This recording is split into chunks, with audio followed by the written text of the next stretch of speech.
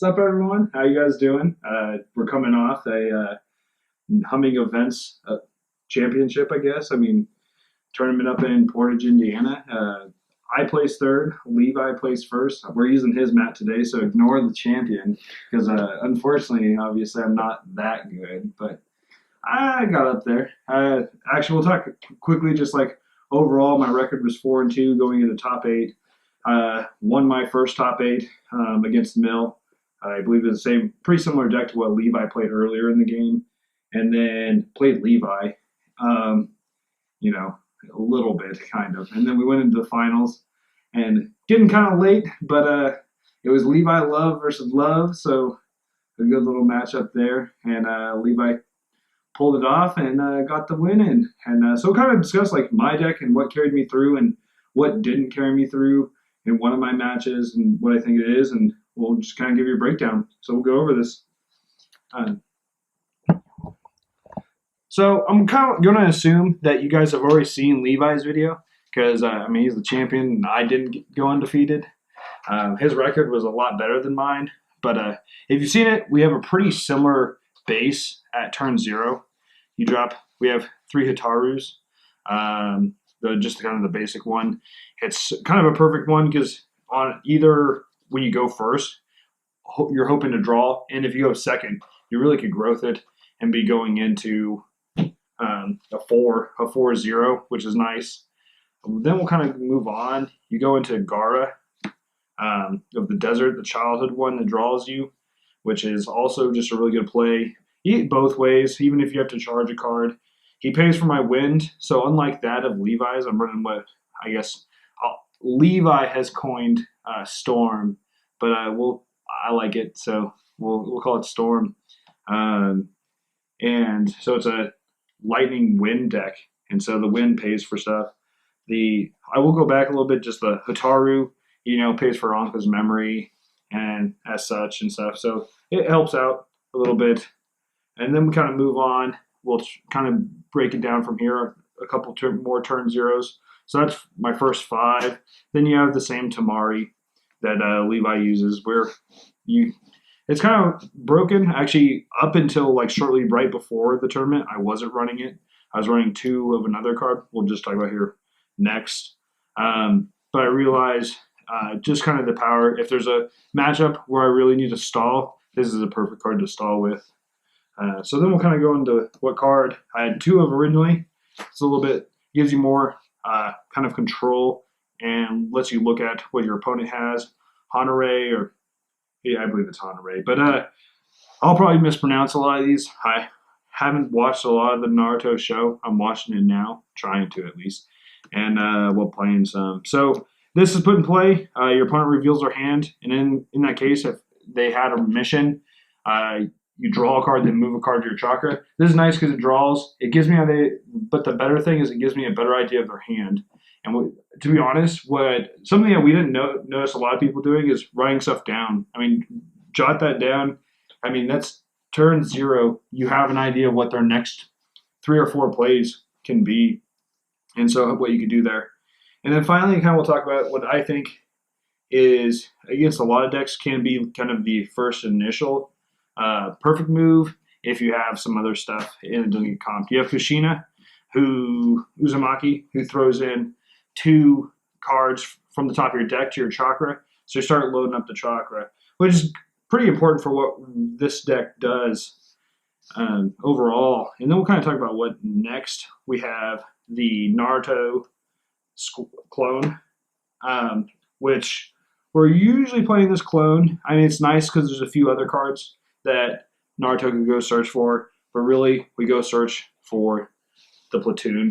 Platoon goes and gets me a Rasengan, and we'll kind of talk about what Rasengan I use overall. That, and then it lets me play a couple others. And then actually a super useful effect is either when I squat into them, you get a draw, and you get a charge, which is also just super useful overall. And this turn with Kushina, and then with Naruto, you could have 3 lightning, and then you have a Rasengan user on the field. And so I could be Rasenganing from turn 1 on, which is just kind of OP, to be honest, at that point in time. And that's actually a good line of, I've learned that's a fairly good line of play sometimes, is to actually Rasengan earlier than you think you would. Next, very similar to like Levi's deck, we're playing Karen. It works really well and synergizes fairly well. Then we'll kind of talk about some of the other things. It has ambush, which is nice. So I can put, again, monsters. I've paid with this a lot of times as monsters research, and then ambush it in, and then just being able to heal and kind of control when you want to heal is super useful. And then we'll kind of talk about, I believe, the last two of the one drops. So we have quite a few one drops in here still. Tamari, very similar Tamari as the one that's also not currently played, but played in Levi's deck. It's the same one. Select one Jitsu card, and you get to look at their hand again, and then send a Jitsu to a Chakra. Again, gives you an idea of their hand, which actually is what I actually prefer. Obviously pulling a Jitsu off is very nice, but realistically, that hand just gives you way more lines of play. And this deck overall is fairly flexible, and that's what I kind of enjoy about it. And so once I know what you have, I can start kind of formulating what I need to do from there. And we'll kind of talk about the last one, which is Shion. Again, when I first started playing this card, I would never use it because I just don't like giving up 3 battle rewards. It kind of hurts, especially like sometimes this deck can lose a little bit of steam late game, and those 3 battle rewards can kind of make the difference. Now, I did realize though, you need to use it decisively. You could pull off things like you want to pull off a draw engine, like an Eno or something. I mean, just some sort of engine with this, and that powers down a lot of decks. And I've actually used this.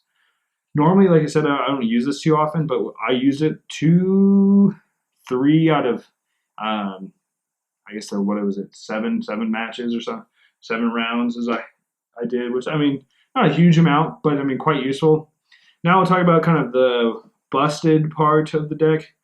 It's 3 KNS, or Konohamaru Ninja Squads.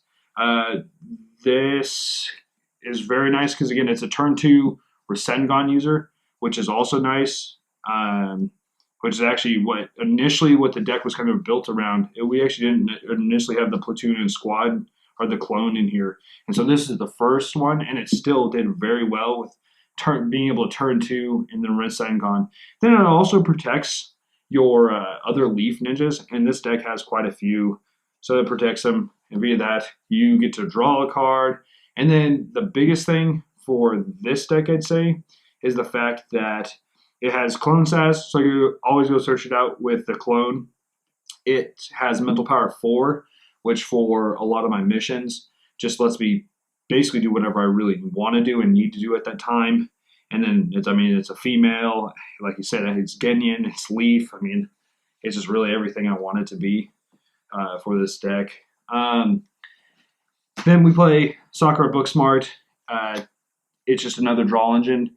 Unlike that of Levi doesn't really play KNS squad or KNS that often, and that's just due to the fact.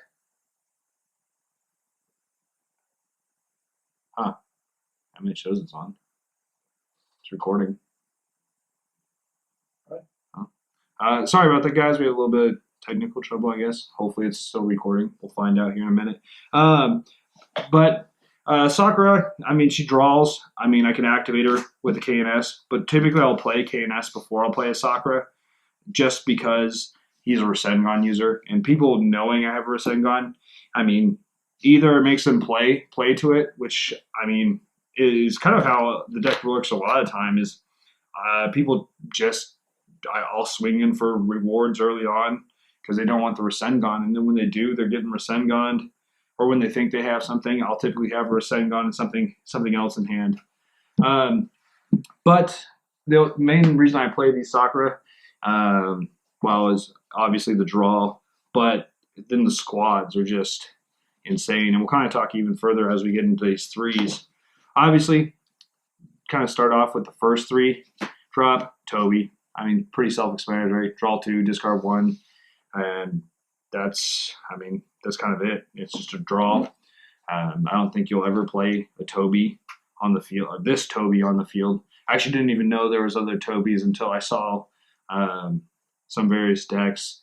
Then kind of talk about then the Naruto Uzumaki, really good card. I was talking about the Kabuto database probably should be banned.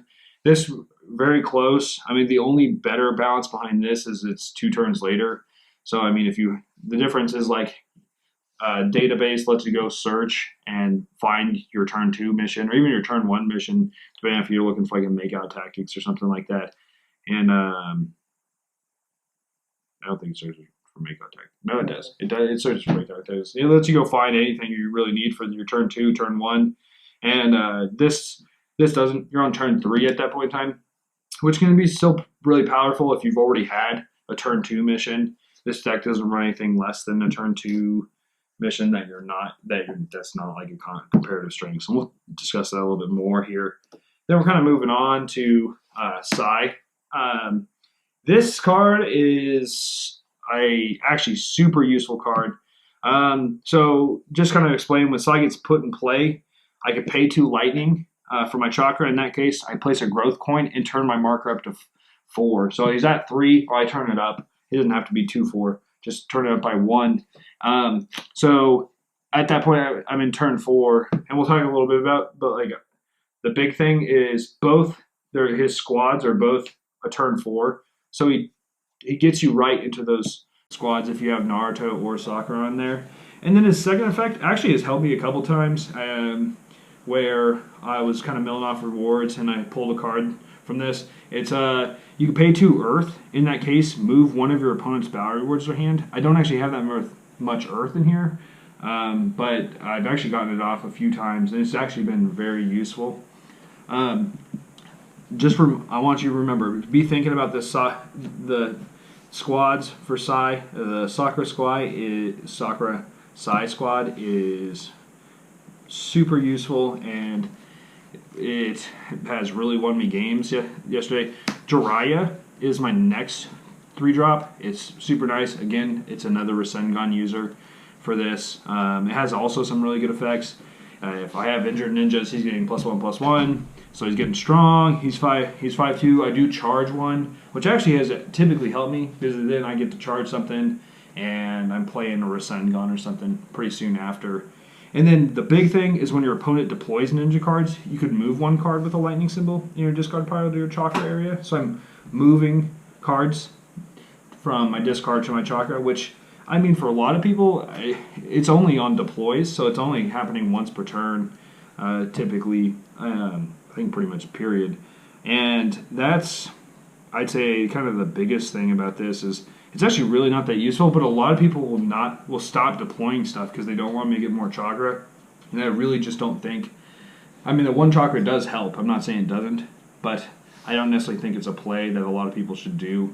But I mean, keep doing it if you'd like to. Then we'll kind of move on to 4s. We'll first talk about Kurenai. This is amazing. I mean, it made my first round against insects pretty easy.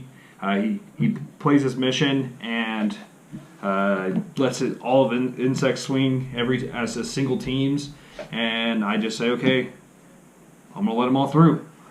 And he's like, okay, well, I win the game, and I'm like, yeah, no, not really. And this happened a few times. Just like, hey, people are swinging in, and like, oh, I'm gonna get 4 battle rewards. It's like, no, I'm Kurenaiing.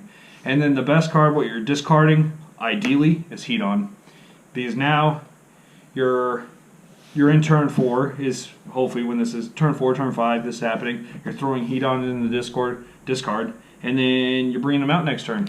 And now you have Heat On in the field, which is just super useful. Discarding any card, it doesn't really typically hurt you too bad with Kurenai. It's usually just really good. And actually, there's times where I will just, even if they don't swing in, I'll discard and play it to get another user out. To get another ninja out on the field. Plus, she's Jonian and she's Leaf. Again, synergizes with KNS, and then you could use with various other Jitsus for Jonian, which is just super powerful at that point in time. And same thing with Hedon. He's another Jonian that you kind of get for free. So, and there's no hand cost, nothing. I mean, so I don't think there's really a reason for most decks not to play him. So I would recommend playing him in most. And then here's kind of my late game that's not in the reinforcements. It's the 4th Hokage, the Space Ninjutsu. It is super useful, but not in the way you would really think. His effect lets you kind of target, like put a ninja coin on there, and then people do different things to try to keep you from putting 1 damage on that.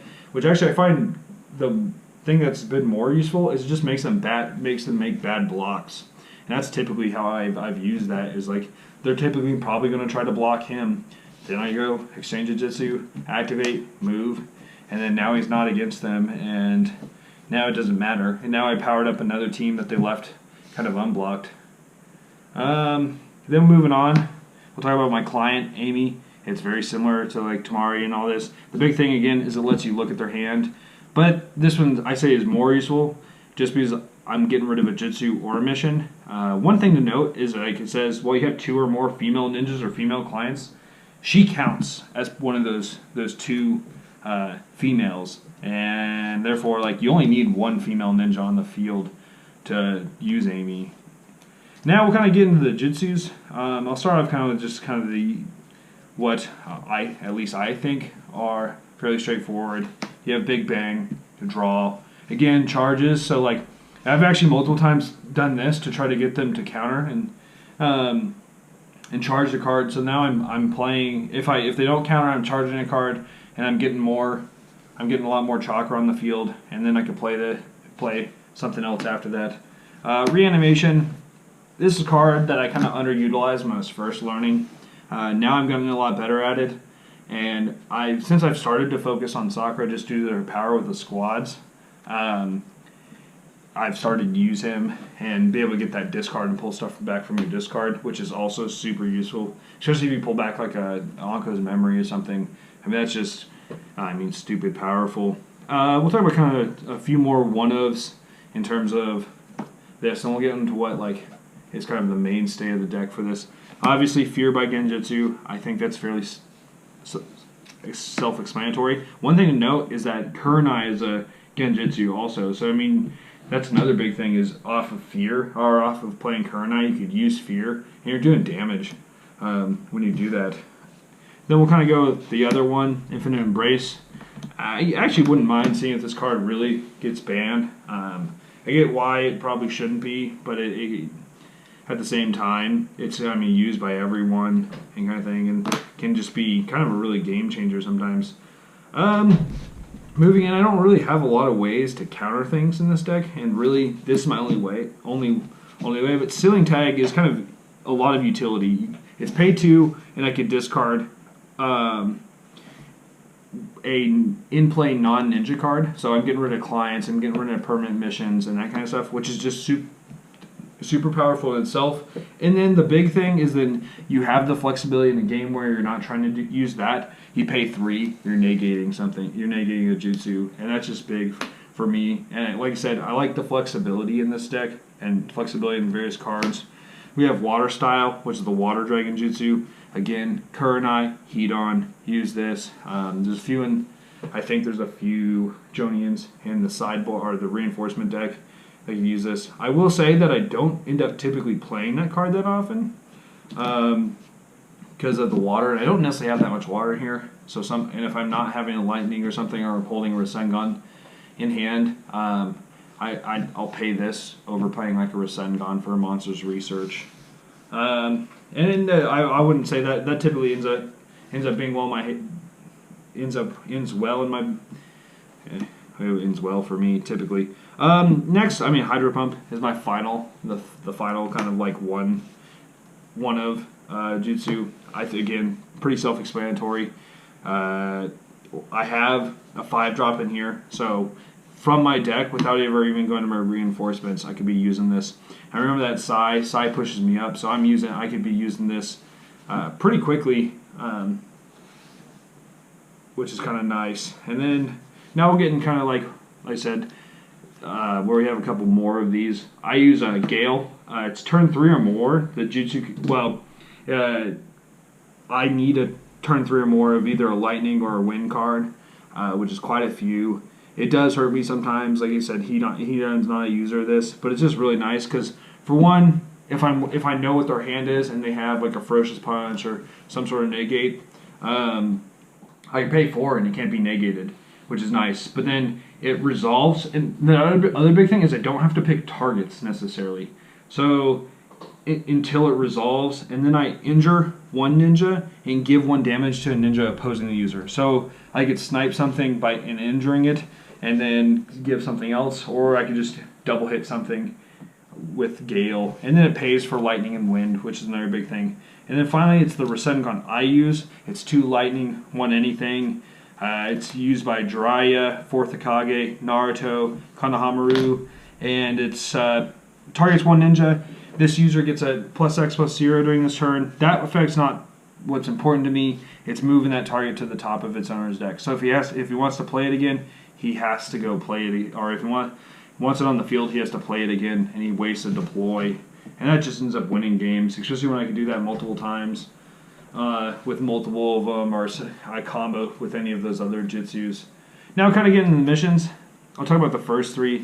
This is kind of what my searching power. Shikamaru's Decision. The big thing is a lot of the 1-drops or 2-drops or 0-drops have 2 mental, and so I could go search for KNS, get this. And then the big one is, I mean, you draw off of that because KNS is female. Again, male and female, which is, I mean, it's just everything. Then once this KNS is on the field, I pretty much search for everything in my deck except for the 4th Hokage. This is the only card I can't go search for with this, which is just, I mean, makes it super useful. Then you have Sakura's Decision. Injure Sakura, draw 3. Injure KNS, draw 4. If I'm really desperate, injure something else that has 2 mental. I'm just drawing a lot with this, and I get it very consistently. And I mean, especially like you have Naruto Uzumaki, then you have KNS. I dropped Naruto Uzumaki. Go search for this, play this. Now I'm drawing 4 cards. Then you draw into a Toby. Then I'm drawing 6 cards. And then, you know, you can just start really drawing with these. And then we'll play Monsters Research, another draw. It does kind of expose what I have, but I mean, typically, to be honest, the nice thing, especially game 1, it's very nice. They don't really know what you're playing. Game 2, even then, you have kind of issues with it, or people have issues picking what's what. Like, what do they need now? And that's the issue with this deck, is it's not a linear strategy, so it's very hard sometimes. I mean, sometimes just giving me even Chakra is just perfect. I mean, it's perfectly okay to take kind of a hand based on you could pay. It just gives you the either hand costs for going into your reinforcements or those kind of things. And we'll kind of talk. We have comparative strengths, which is also really useful. Initially, didn't really want to run it. It's a little too controlling for what I have, but I don't think you really can't. It's probably, I actually wouldn't mind seeing it. I only run 2 of them. Probably should run 3, but it's worked out fairly well for me now so far. Then, of course, I mean, instead of having a 3rd, not Anko's Memory. It's actually a great Naruto bridge, is what I look at. The big thing for this, again, is like if there's something that's stopping me on the field, it's what I could counter a comparative strengths, or I can counter a card, an in-play card for the turn. And so if there's something keeping me from deploying or playing cards, like going into my reinforcements, I play this for a turn and just kind of go big quickly. And then again, actually, a kind of overlooked effect is that it moves the top card of my deck to my Chakra. Again, kind of giving me more Chakra. Then we'll talk about kind of the last. I mean, this kind of should be a mainstay for a number of decks. Is Anko's Memory. I may go grab whatever I need back from there. And even if I grab 3, I pay 1, charge it. I mean, you know, you grab quite a bit from it. It works out pretty well for grabbing what you need. Now kind of we'll discuss my sideboard. It's, I mean, pretty straightforward. There's that 3rd comp we need for games where I really think I just need to be able to comp some effects, get rid of some abilities that the opponent's using. I'll grab a comp. Then you get another Naruto bridge, kind of same stuff. And again, it gives me something to fight like a Moroku or a heart to heart kind of play. Then we're one of the two Sabru. Again, just another kind of if you're running something that plays a lot of effects and I don't want those things to go off, I could run this. It pays for fire and water, which is also nice. The water is nice. Then we play Yori or Yoroi, whatever it is. We're debating on how you say that, but it's just again this is a very controlly card.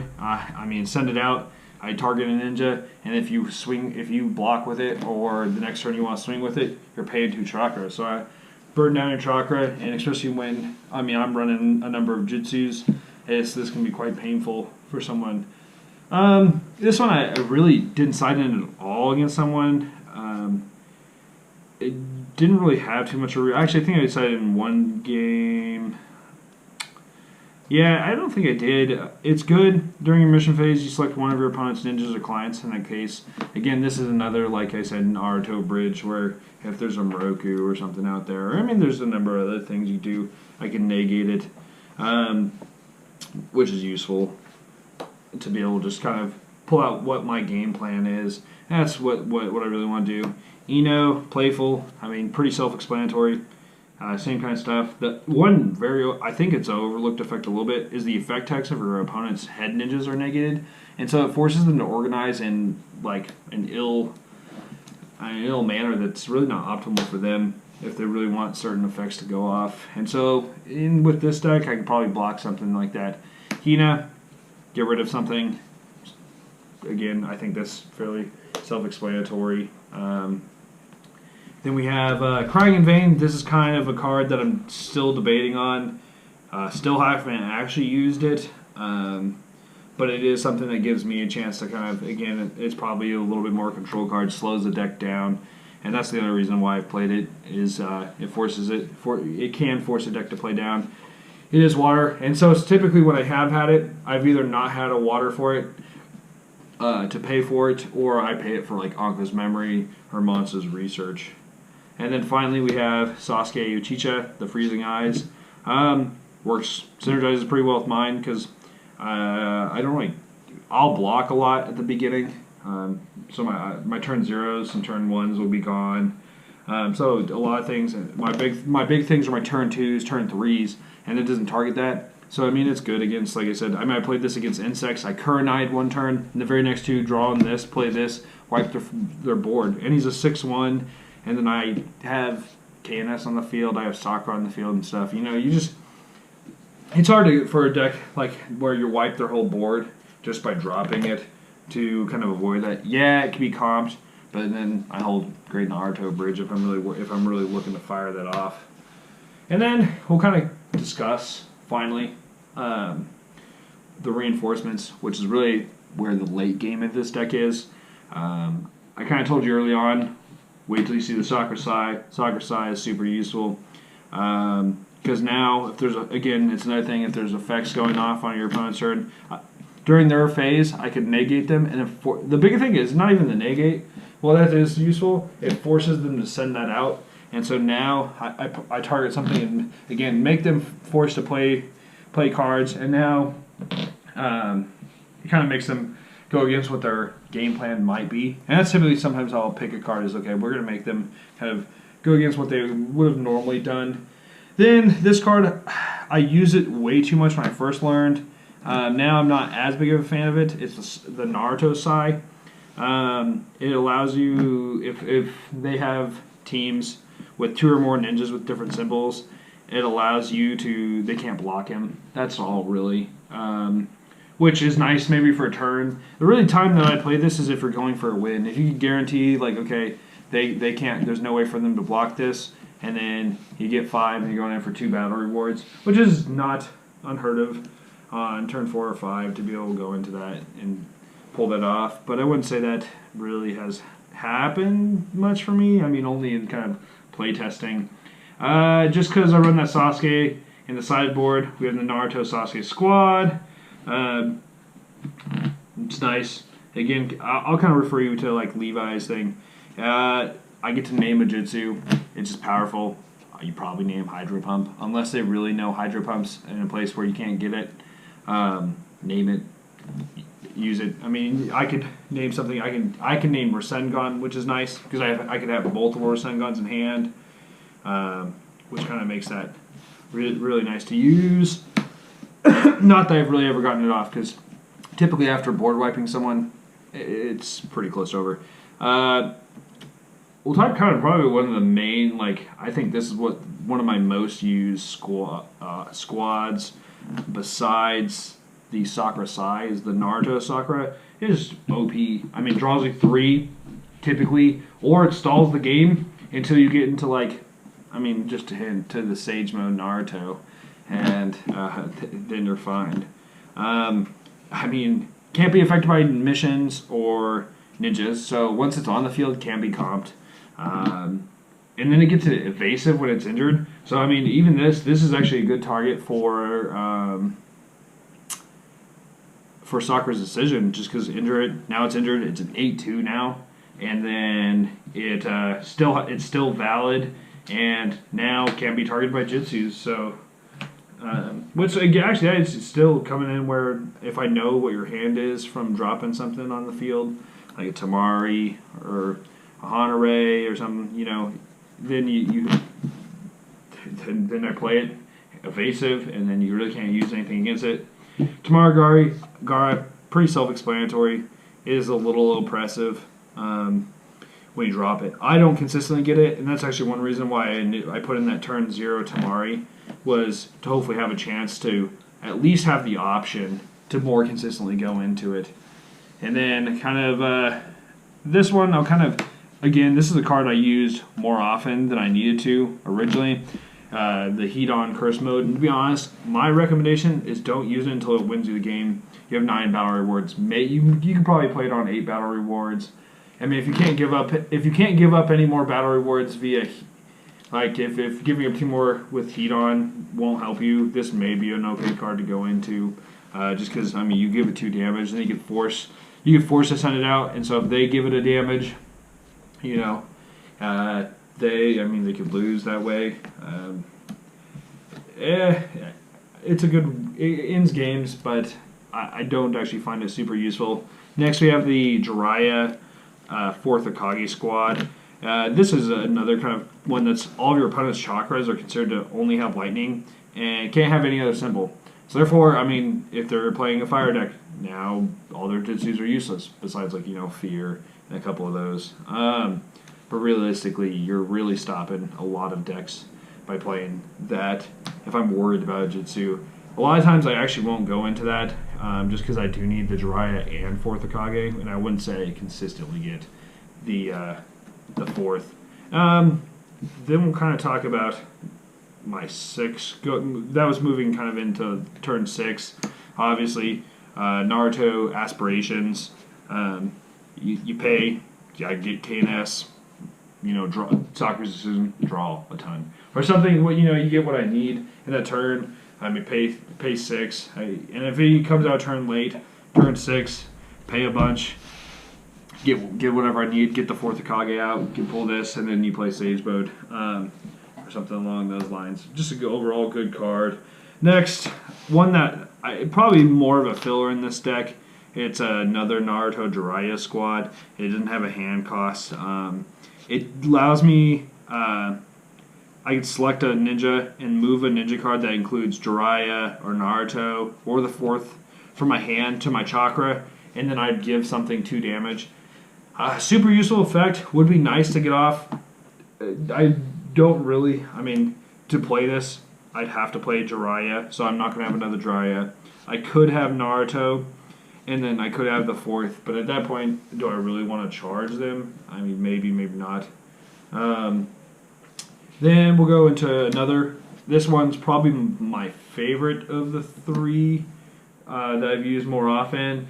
It's the Naruto Uzumaki Jiraiya squad taking a rest, and if it's not sent out to battle, it heals everything, which just could be really useful. I don't think I really go into those too often, but again, super useful. I mean, next we'll go turn 7s. I mean, the broken Sasuke. I mean, it's actually really not. For turn 7, it's good. It's really good because, you know, you can move it pretty freely. I mean, switch places, which can be super useful. It has Jonian, so, I mean, it's water style and it has mastery, so I could use water style, I could mastery water style, and just in the game, board wipe with that. Turn 7, Naruto Jiraiya. This actually found to be one of the more useful Naruto Jiraiyas. Except for turn 7, it may not necessarily be what I need unless all of my jutsus are gone. When it's on attack, I move a jutsu from my chakra to discard pile to hand, which can be really useful. But really, I'm setting up for something else there. You have the Naruto Shino squad. I've played it once or twice when you know, okay, they have a combo piece. It's a turn 3. You're going to play this and say, okay, call it 3. Now they can't play it anymore without getting this. And so now it really changes what their game plan is. And if they try to do it, I mean, it removes it. So, I mean, that's nice. Get this. The Naruto 4th squad. Good against card. Like I played a Samurai Warrior deck afterwards, and I played it. It gets nothing as valid. Gets rid of it. And then finally, we have the Sage mode, which I think is pretty self-explanatory. Super powerful. Won me against Mill. Overall, this is kind of the build, and I actually think the deck will continue to change. I think every deck should really continue to change. And overall, I mean, I really appreciate for listening. And if you haven't seen Levi's video, go watch it so you can understand some of my references. And well, signing off and see you later.